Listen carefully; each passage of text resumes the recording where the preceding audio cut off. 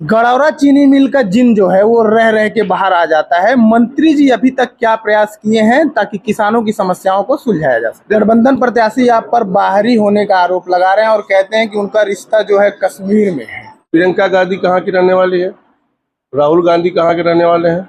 नौतनवा विधानसभा की बात करें तो वहां पर गठबंधन प्रत्याशी वीरेंद्र चौधरी के पक्ष में दो धुर विरोधी एक होकर आपके खिलाफ प्रचार कर रहे हैं, कितना असर पड़ेगा? जहाँ तक संविधान में हस्तक्षेप करने का सवाल है, अगर आप देखें तो कर्नाटका के विधानसभा में जहां पर कांग्रेस ने तुष्टीकरण की राजनीति के लिए SC ST OBC के आरक्षण में से 4% एक वर्ग विशेष को देने का काम किया है। तो संविधान हम बदल रहे हैं, संविधान वो बदल रहे हैं। प्रधानमंत्री का मकसद है कि देश को हमें विकसित राष्ट्र बनाना है। उसके लिए देश का सभी भूभाग संपन्न होगा, सुविधाजनक होगा, सभी देश के रहने वाले लोग सुविधाजनक होंगे, तभी देश आगे बढ़ पाएगा। जैसे जैसे लोकसभा चुनाव 2024 अपने अंतिम चरण में पहुंच रहा है, वैसे वैसे जो चुनाव का प्रचार है उसका राजनीतिक पारा जो है वह हाई होता जा रहा है।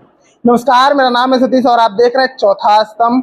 वर्तमान में हम महाराजगंज लोकसभा क्षेत्र में मौजूद हैं और यहाँ पर NDA ने 6 बार के सांसद और मोदी सरकार में केंद्रीय मंत्री पंकज चौधरी जी को अपना प्रत्याशी बनाया है। वहीं गठबंधन ने वीरेंद्र चौधरी को इनके खिलाफ उतारा हुआ है। किस प्रकार का प्रचार चल रहा है और क्या हाल है आपका? देखिए, चुनाव हम लोग 1991 से लड़ते चले आ रहे हैं। जो प्रचार का तंत्र होता है, सभी कार्यकर्ताओं को लगाना है, सभी गांवों में संपर्क करना है, डोर टू डोर करना है। इस प्रकार से हमारे सभी कार्यकर्ता और सभी समर्थक इस चुनाव के प्रचार में लगे हुए। किस प्रकार से जनता के बीच आप लोग जा रहे हैं और क्या मुद्दे हैं इस बार? देखिए, जनता के बीच में कहीं ना कहीं आम गरीब जन जो है उसको 10 साल तक मोदी जी के सरकार के द्वारा जो लाभ मिला है उसकी वो चर्चा कर रहा है कि मोदी जी हमको खाने को दे रहे हैं, मोदी जी हमको रहने को दे रहे हैं, मोदी जी हमको दवाई दे रहे हैं, मोदी जी हमको पानी दे रहे हैं, मोदी जी हमको किसान सम्मान निधि दे रहे हैं और हम लोग मोदी को छोड़कर नहीं जाएंगे। ऐसा बहुत से गांवों में आम जन से चर्चा सुनने में हम लोग को मिला। पिछली बार आपने 3.5 लाख वोटों से विजय प्राप्त किया था, इस बार यह आंकड़ा कितना अधिक होगा? देखिए, पिछली बार कहीं ना कहीं सपा बसपा का गठबंधन था जो कि उत्तर प्रदेश के लिए एक मजबूत गठबंधन था और उस समय महाराजगंज की जनता और हमारे कार्यकर्ताओं ने लग करके मुझे 3.5 लाख वोट जिताया था। और कांग्रेस और सपा का गठबंधन है, कांग्रेस का जो हाल है उत्तर प्रदेश से आप जानते हैं। मुझे पूरा विश्वास है कि इस बार उससे ज्यादा मतों से मैं इस चुनाव यहाँ पर जीतूंगा। इस बार अगर नौतनवा विधानसभा की बात करें तो वहां पर गठबंधन प्रत्याशी वीरेंद्र चौधरी के पक्ष में दो धुर विरोधी एक होकर आपके खिलाफ प्रचार कर रहे हैं, कितना असर पड़ेगा? इसकी जवाब वहाँ की जनता देगी, क्योंकि वहाँ के दोनों धुर विरोधी लगातार गांव-गांव में पार्टी बंदी करके राजनीति कर रहे थे, जनता को बेवकूफ बना रहे थे। तो जनता के सामने हकीकत आ गया है, इसका जबरदस्त जवाब जनता वहाँ की देने वाली। पिछली बार जो प्रत्याशी आपके खिलाफ उतारे गए थे, इस बार उसको बदल दिया गया है और कहा जाता है महाराजगंज में जो कुर्मी मतदाता है वह आपका बेस वोट है, लेकिन इस बार गठबंधन ने सजाती प्रत्याशी उतारा है, तो कितना असर पड़ेगा? आप जरा कुर्मियों के गांव में जाइए, आपको खुद पता चलेगा कितना असर पड़ेगा। अब मैं उनके नात रिश्तेदार की बात नहीं करता हूँ, लेकिन कहीं ना कहीं कुर्मी भी ये देख रहा है कि मुझे MP बनाना है कि मंत्री बनाना है। और इसके कहीं ना कहीं शुरू में मैं सिटिंग हूँ, जरूर थोड़ा बहुत था। आप जाकर आप गांव में पता करिए, 100 के 100% कुर्मी भारतीय जनता पार्टी के साथ चले गए हैं। और क्योंकि केवल मेरे नाते नहीं, उन कुर्मियों का भी भला मोदी सरकार में, चाहे उस आयुष्मान भारत का कार्ड हो, चाहे किसान सम्मान निधि हो, चाहे मकान हो, शौचालय हो, गैस हो, ये सब उनको भी प्राप्त हो रहा। तो कहीं ना कहीं वो मुझसे तो प्रभावित ही हैं, लेकिन प्रधानमंत्री नरेंद्र मोदी से भी प्रभावित होकर वो हमारे पास आ गए। मंत्री जी का ऐसा कोई ड्रीम प्रोजेक्ट जिसके बारे में जनता नहीं जान रही है लेकिन आप अंदर से उसको लाने में लगे हुए हैं? देखिए, राम ग्राम हमारा है जो कन्हैया बाबा का स्थान है, जो कि कुछ लोग नेपाल में दावा करते हैं, गौतम बुद्ध का 8वां अस्थि कलश उसको माना जाता है।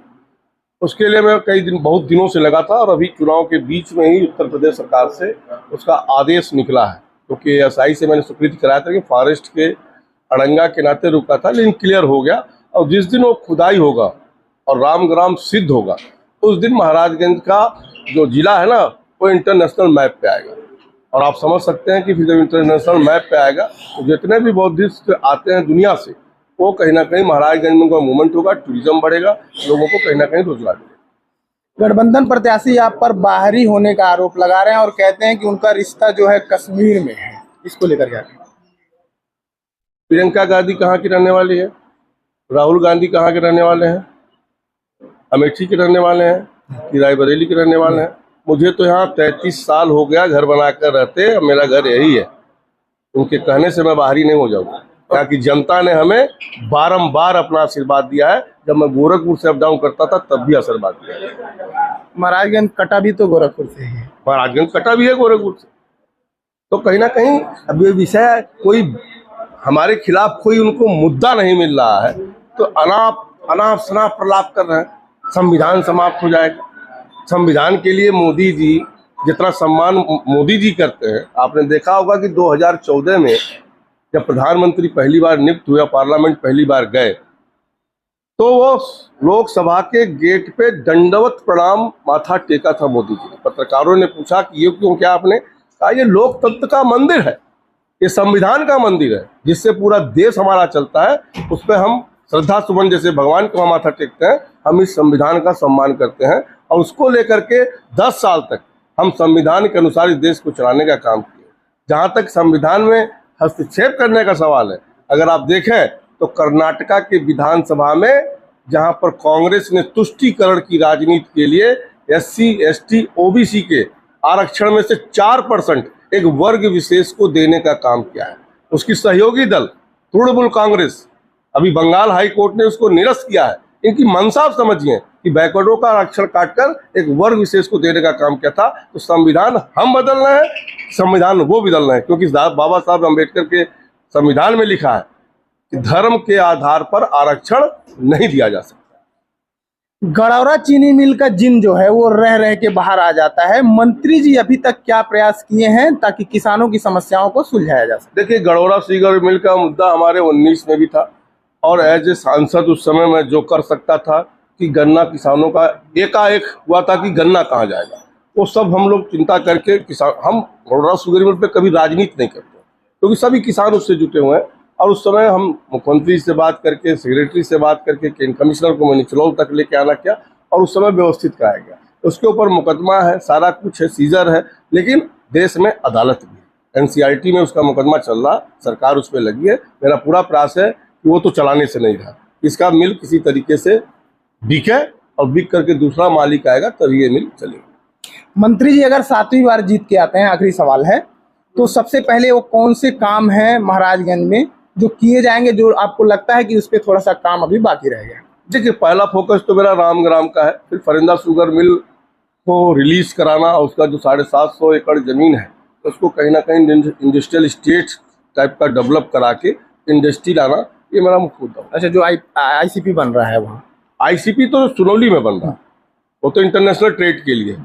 फरिंदा शुगर मिल की 750 एकड़ जमीन चेहरी में है जो कि खाली पड़ी हुई है और इस समय इंडस्ट्री को कहीं ना कहीं जमीन चाहिए। तो एक अच्छा अवसर है कि वो खाली होगी जमीन तो इंडस्ट्रियल स्टेट लगाकर उसमें शुगर मिल भी लग सकता है, उसमें और भी यूनिट्स लग सकते हैं। ये मेरा पसंद। आपका आखिरी संदेश क्या होगा?